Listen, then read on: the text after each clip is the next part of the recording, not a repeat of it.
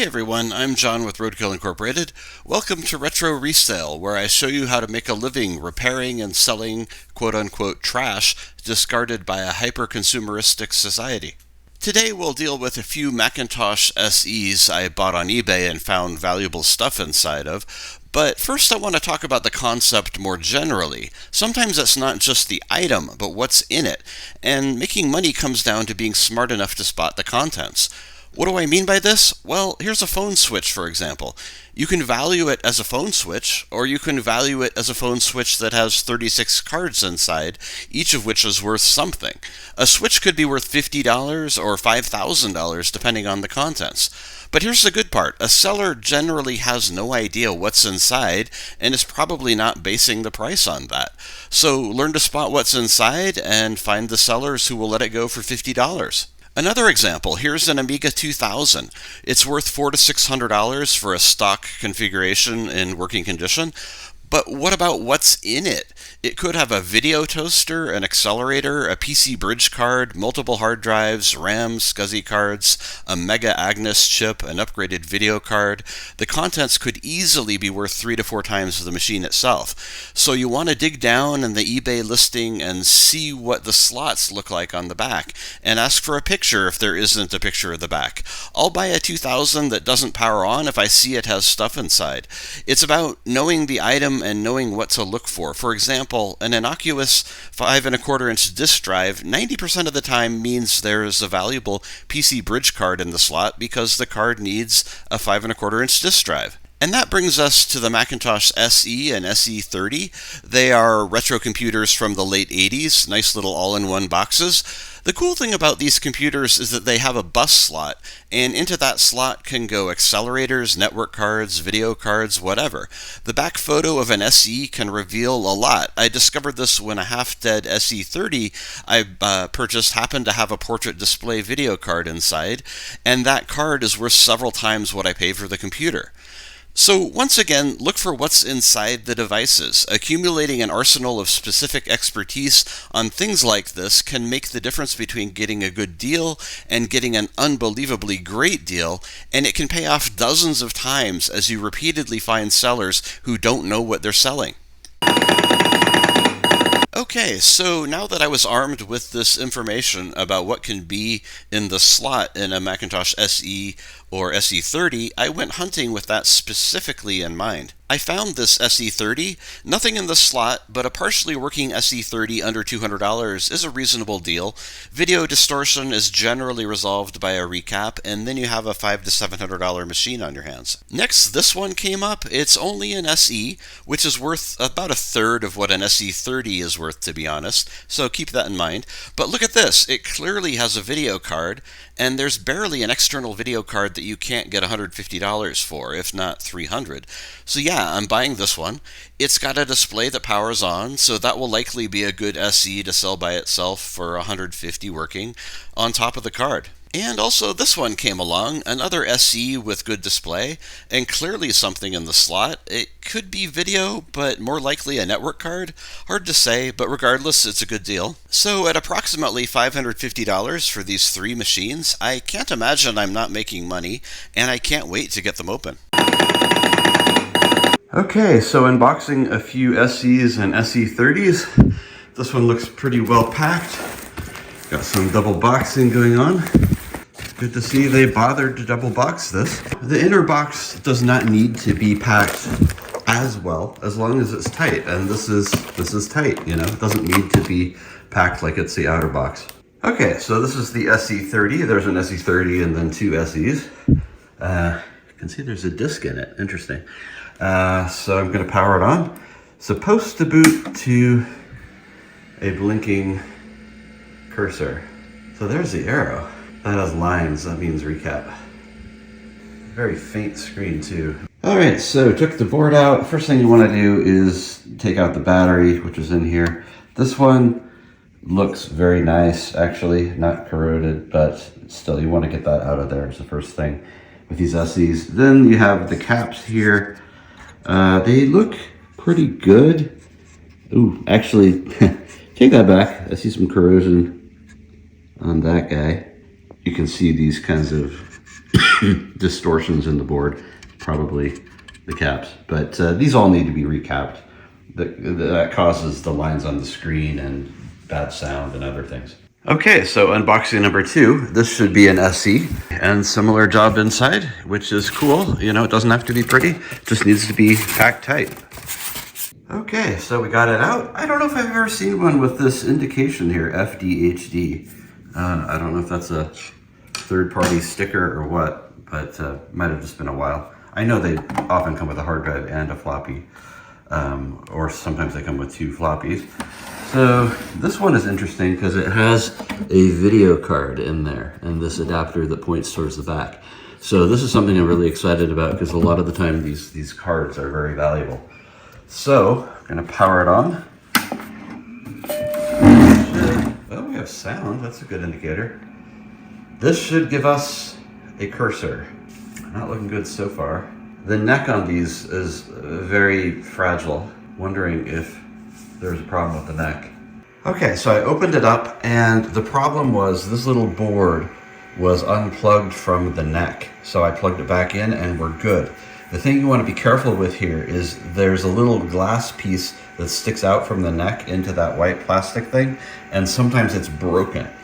Sometimes it breaks the tip of the neck off, and in that case you need a new tube.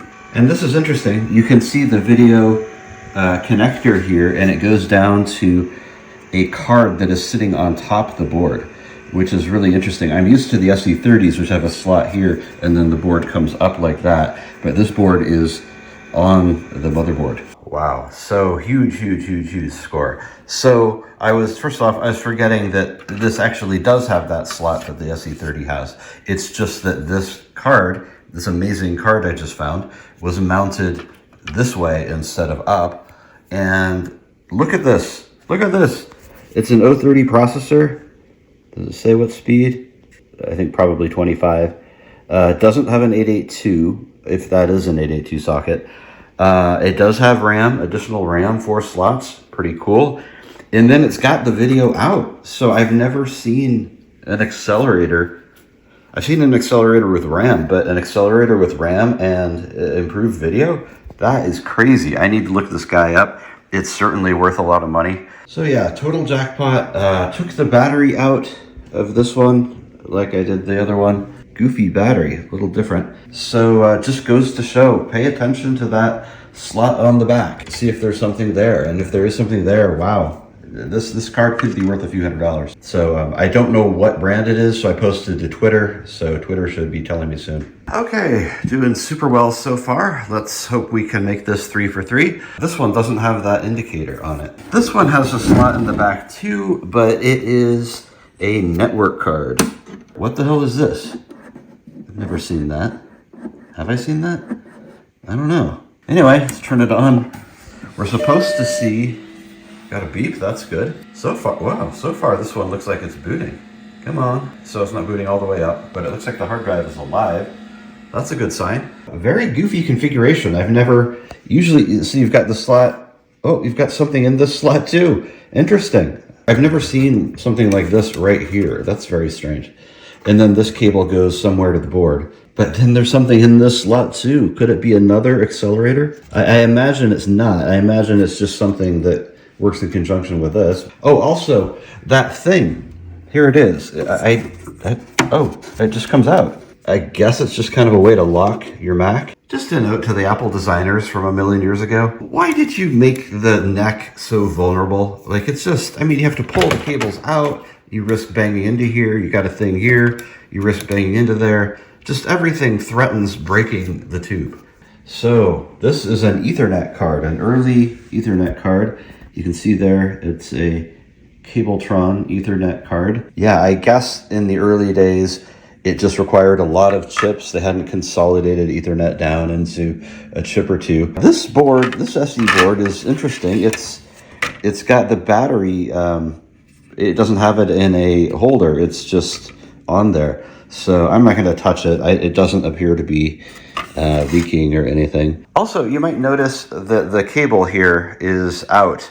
You can see where it goes into the board down in there by the fan. I had an easier time pulling it out from there than from this side, because you pull it out from this side and you're at risk of bonking the tube neck, but you pull it out from here and you're pulling kind of this way.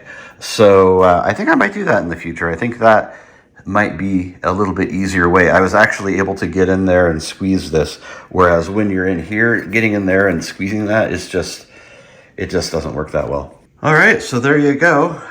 Inventory of these machines done, and I'm very impressed. We have an SE30 that probably just needs a recap. We have this guy that we found the amazing accelerator card in. And then we have this one that we found the network card in. And these two are, by all indicators, pretty much working machines that just need a drive or a blue SCSI or some solution, or even disks. And then this guy just most likely needs a recap. So I'm not going to do a lot of testing of the two working SEs, but I thought I'd do a little bit and show you the process.